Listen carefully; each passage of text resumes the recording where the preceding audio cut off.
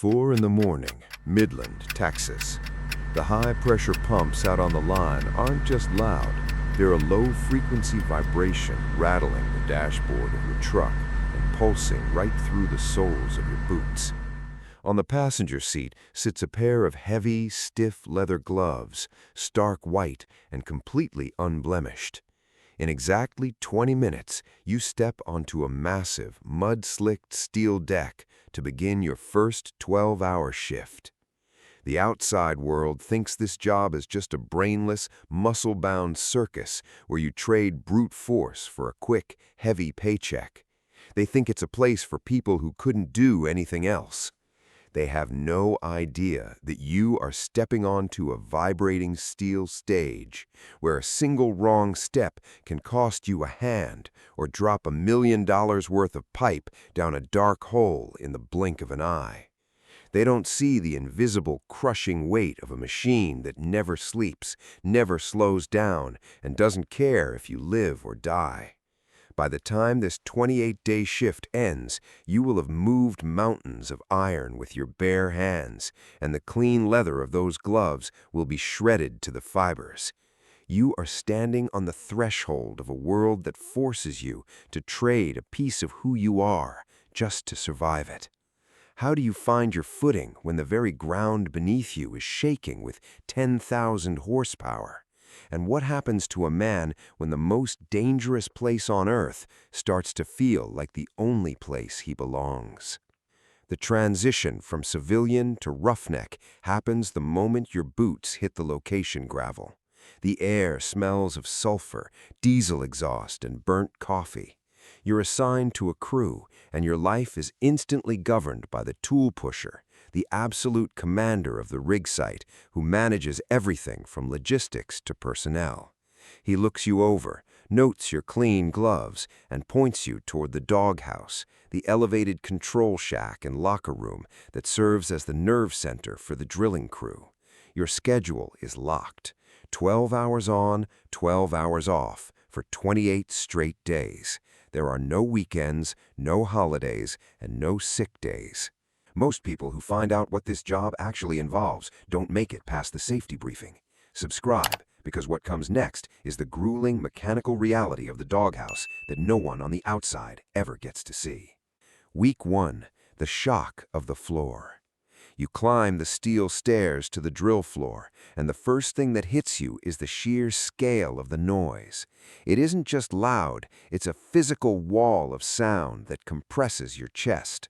You're standing on a vibrating steel platform, elevated 30 feet above the ground, looking at a towering derrick that stretches 150 feet into the sky. This is where your illusion of strength dies. Your primary adversary for these first 7 days is the iron roughneck. To an outsider, it looks like a giant hydraulic robotic arm, but to you, it's a multi-ton beast that spins and torques 30-foot joints of steel drill pipe together. The drill string, the continuous chain of pipe extending miles into the earth, is constantly being lowered into the hole or pulled out of it. This process is called tripping pipe, and it is a relentless, high-stakes game of human choreography. Your job as a greenhorn floor hand is to handle the slips, heavy, hinged metal wedges lined with sharp steel teeth. When the driller, the crew boss operating the controls from these glass cabin, lifts a joint of pipe, you and your partner have to manually lift these heavy slips and drop them into the rotary table on the floor. If you drop them too early, you can crimp the pipe and ruin a multi-million-dollar well. If you drop them too late, the entire miles-long drill string can plunge into the abyss, snapping like a rubber band. Think of it like trying to catch a falling telephone pole with a pair of oversized pliers while standing on a wet sheet of ice. By day 7, your forearms are so swollen from gripping the mud bucket, a heavy metal shroud used to catch toxic drilling fluid when a joint is disconnected, that you cannot fully close your hands. Your back feels like it's being compressed by a hydraulic press. You crawl into your bunk in the crew trailer at 5 in the afternoon, your body shaking from exhaustion, praying that 12 hours of off time will last forever. It doesn't. The alarm goes off, and you have to face week 2. Week 2, the rhythm of the iron. By day 10, something strange happens. The fog of pure survival begins to clear, but it introduces a new kind of tension. You start to realize that the danger isn't just in the big moving parts, it's hidden in the silence right before they move. You're no longer just reacting to the noise, you're learning to read it like a language. You can tell if the top drive, the massive motor that hangs from the derrick and rotates the entire drill string, is straining just by the pitch of its hum. You know exactly when the driller is about to lower the block just by the hiss of the air brakes. You stop watching the machine and start watching the space around the machine.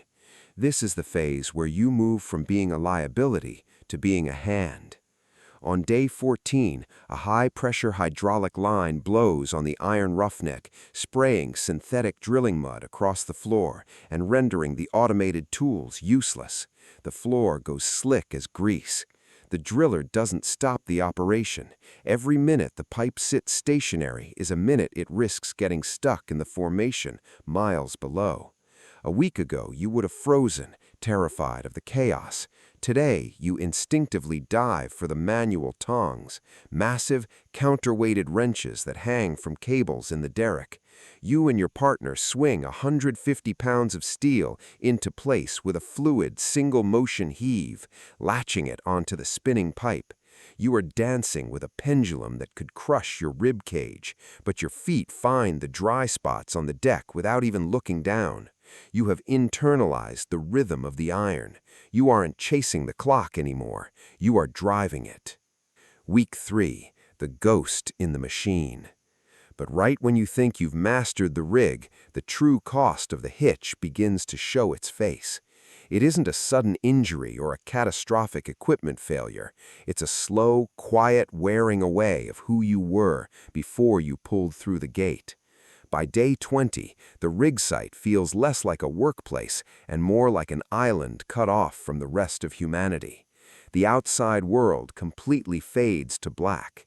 This is the phase where the machine stops just exhausting your body and starts rewriting your mind. Your phone becomes a strange, jarring window into a reality you no longer recognize. You scroll through texts from family, friends, or a partner, and you realize you have absolutely nothing to say to them. When someone calls to vent about a bad day at their office, a broken appliance, or some minor drama back home, you find yourself nodding along on autopilot, but you don't actually care. Your mind is trapped 30 feet in the air on a slick deck. You are thinking about the thousands of pounds of pressure hanging over your head, or the upcoming cement job where one bad seal means the whole well blows. Compared to the brutal stakes of your reality, the normal, everyday problems of the civilian world start to feel incredibly soft, incredibly solace, and completely alien. You watch your calluses turn into literal armor, and you feel your empathy evaporate. You look at old photos of yourself from just a month ago, smiling with friends at a bar, and that person feels like a stranger. You look in the cracked mirror of the trailer bathroom at midnight and realize you've forgotten how to connect with anyone who hasn't bled on the same steel you have. You are trading your ability to feel normal human emotion for a steady, high-voltage paycheck. And the scariest part is, you accept the trade without a second thought. You have become just another component of the rig.